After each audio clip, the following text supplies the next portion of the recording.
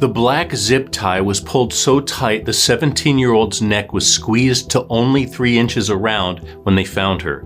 Just an hour earlier, Casey Crowder was behind the wheel of her Dodge Durango listening to music, driving home. Not a care in the world. Then she ran out of gas, and the final minutes of her life started ticking down.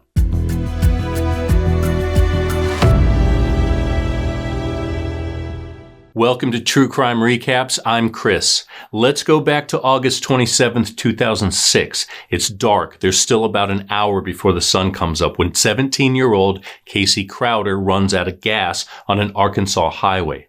Dumas, where she broke down, is a sleepy little southern town about 40 miles from the closest little big city, Pine Bluff, Arkansas, where Casey was a high school senior. Casey makes a series of calls between 5:53 and 6:39 a.m. At one point, she gets her mom on the phone and tells her she's out of gas, but not to worry, she'll call a friend for help. If her friend doesn't pick up, she'll walk to a gas station. But here's the twist. Casey was supposed to be spending the night with her best friend. That's what she told her mom when she left the house the night before. Instead, she went to a party, then stayed over at her boyfriend Adam's house. He had recently moved from Pine Bluff to a place outside of Dumas. Casey was a smart girl, close to her parents and a lovingly bossy sister of 3 younger brothers. A real spitfire, that's what everyone called her. But sneaking out to a party and spending the night at her boyfriend's, that was a bridge too far for her mom. So, as she told Full House magazine, she said, "Fine, you're old enough to sneak out, then you're old enough to get yourself out of this jam." It was supposed to be a teaching moment. Then, Casey disappeared. When she didn't walk through the front door that afternoon, the teenager's worried parents drove toward Adam's place looking for her. That's when they saw Casey's Dodge Durango on the side of the highway. Hazards flashing, door locked. Their daughter was nowhere in sight. The guilt tore Casey's mother apart. One decision to let Casey handle car trouble herself changed their family forever. Now it was all about finding out what happened to her daughter after she hung up the phone. A week passed. Then they found Casey. 6 miles from Casey's abandoned Dodge, a search party noticed something ominous in the sky. Buzzards circling a section of the canal. When they checked it out, their worst fears were confirmed. It was Casey. She lay in the drainage ditch with a black zip tie tied around her neck. She was still dressed, and it didn't look like she'd been sexually assaulted, but she'd been clawing at the zip tie around her neck, trying to get her fingers under it to breathe. Who would do this to a 17-year-old girl? Investigators hoped one of the businesses along the highway would have some answers. It was early in the morning when she broke down. The highway was almost empty. Any movement caught on camera could be a clue. Gas station security footage proved Casey never made it there, but the Sonic fast food place recorded something interesting. One vehicle catches their eye, a white Chevy truck passing the Sonic at 6:42 a.m., heading towards Casey's car. 3 minutes later, the truck is back on camera, driving the opposite direction, a lot faster this time.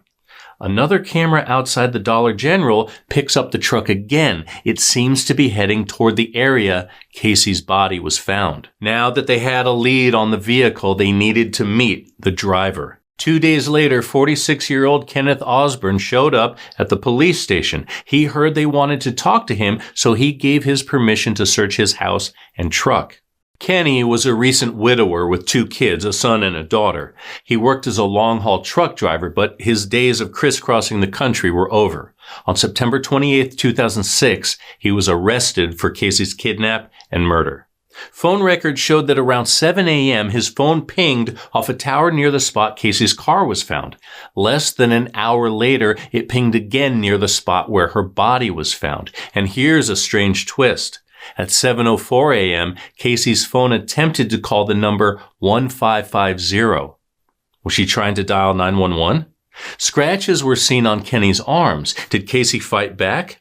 Maybe, although no DNA evidence came up at trial. Kenny said his dog scratched him. Then there was the eyewitness sighting. A woman by the name of Nancy Dunn said she was driving to town when she saw Kenny driving on the highway. She waved at him as she always did, but he didn't wave back. But here's the kicker. Nancy saw a girl next to him, sort of slumped over toward him like she was sleeping. Nancy thought it was Kenny's daughter, who also happened to be Nancy's coworker at that time. But when Nancy got to work, his daughter was already there. So who was next to Kenny in the car? The second day he was questioned, Kenny confessed to the murder. Officers think he lured Casey into his truck with the offer of a ride to a gas station. Then he strapped a zip tie around her neck, then dragged her off the highway, intending to sexually violate her, but she strangled to death first. Her shoes were found away from her body, and the boxers she wore as shorts were torn in the groin area. But Kenny didn't confess to the whole scenario. He only admitted to putting the zip tie around Casey's neck. Then he claimed he had just watched her struggle to breathe as she ran towards the spot she was found. Only 2 people were there that morning, Casey and her killer, so the truth about her last moments might never be known. But there's another victim with a story to tell, and Casey might not have been Kenny's first. Kenny's first attempt was back in 1981, according to a woman by the name of Connie Sparks. She testified her sister was engaged to a then 22-year-old Kenny. 18-year-old Connie was married to a truck driver. One night, she says her husband was out of town for work when Kenny knocked on her door looking for a favor. He needed a ride. His car had broken down on the side of the road.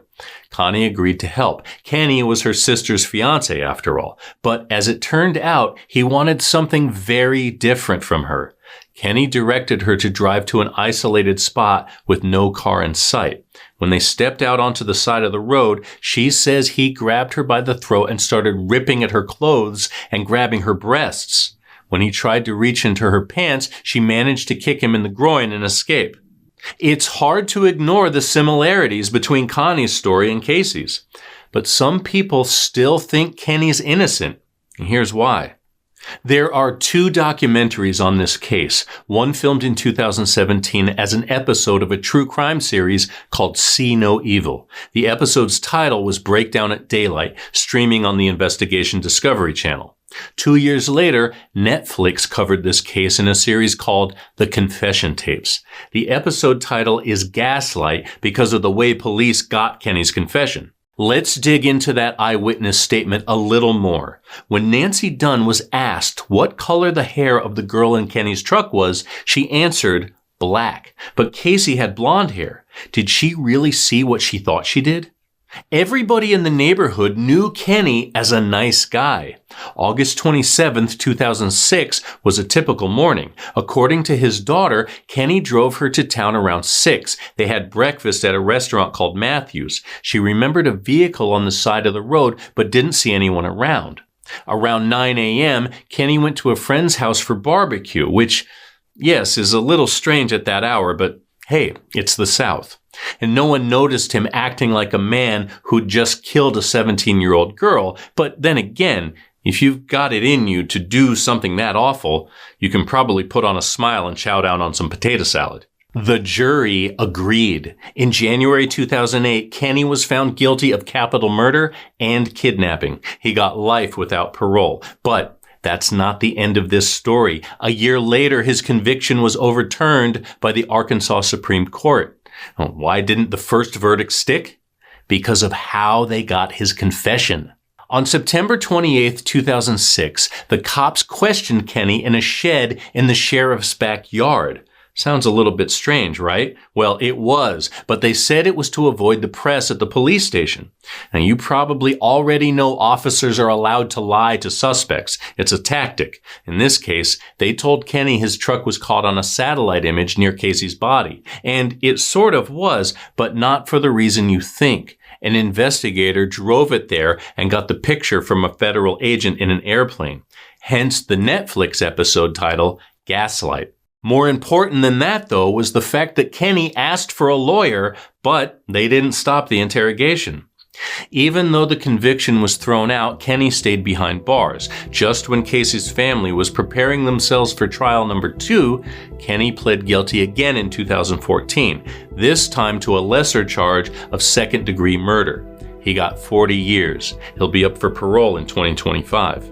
However, Kenny's family and friends still think they got the wrong guy. They say investigators used his family to coerce both confessions out of him, implying he'd never see them again, encouraging him to save his family the pain of trial, even hinting they might start to look closer at his son if he didn't confess a second time. So what do you think? Is Kenneth Osborne Casey Crowder's killer? Or just another victim? And that's your recap. Thanks for hanging out with us today. If you like getting all the crime in half the time, go ahead and tap that subscribe button and the bell so you never miss a story. We're here Wednesdays, Saturdays, and Sundays, but don't go away. Catch up on more recaps right here, right now. Until next time, take care.